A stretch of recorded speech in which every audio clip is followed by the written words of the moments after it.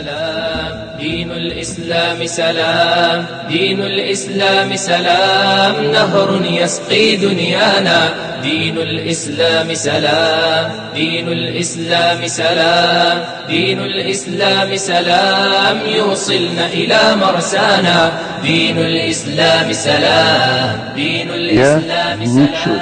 Я никогда не сомневался, не сомневаюсь, что победа будет за нами, потому что народ с нами, народ этого хочет. Ахмад Хаджи Кадыров рассматривал ваххабизм как разновидность фашизма. Он говорил, что кто-то склонен рассматривать ваххабизм как религиозное течение внутри ислама, кто-то как политическое движение под религиозным знаменем, кто-то ударную силу международного терроризма. А что я подразумеваю под этим? Попытки внедрить ваххабизм на чеченской почве предпринимались в самом начале 90-х годов.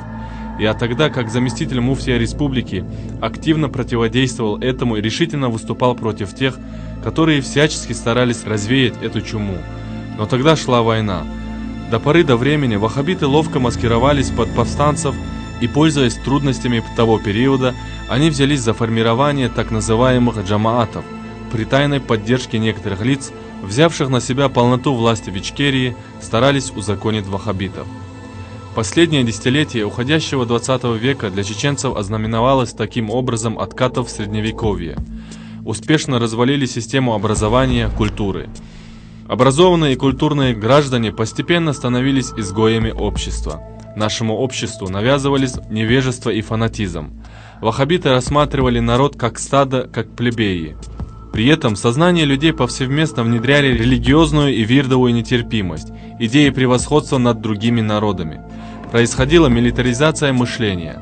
Ваххабистские вооруженные формирования росли. Их ряды пополнялись.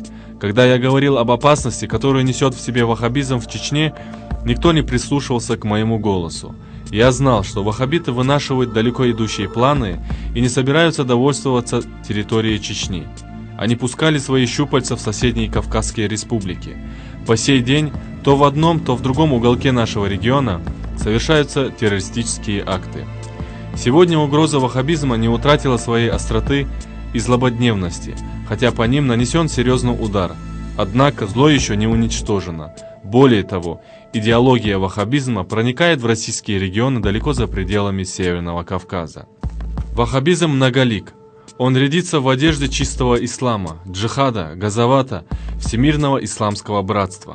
Но по сути своей ваххабистское учение есть политический авантюризм и религиозный экстремизм, рассадник международного терроризма и бандитизма.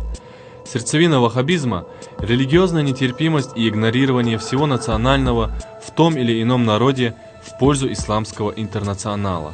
Все эти маски необходимы ваххабитам для прикрытия своей фашистской и криминальной физиономии.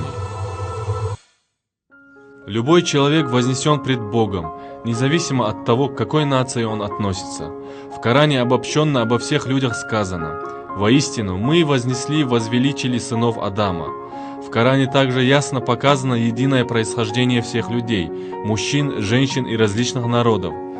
«О люди! Воистину, создали мы вас мужчинами и женщинами и сделали народами и племенами, чтобы вы познавали друг друга. Ведь самый благочестивый из вас перед Аллахом тот, кто наиболее богобоязненный». Таким образом, в исламе нет деления народов на лучшие и худшие. Хотя многие средства массовой информации обвиняют в экстремизме и терроризме мусульман, на самом деле именно мусульмане более всего были и остаются жертвами терроризма.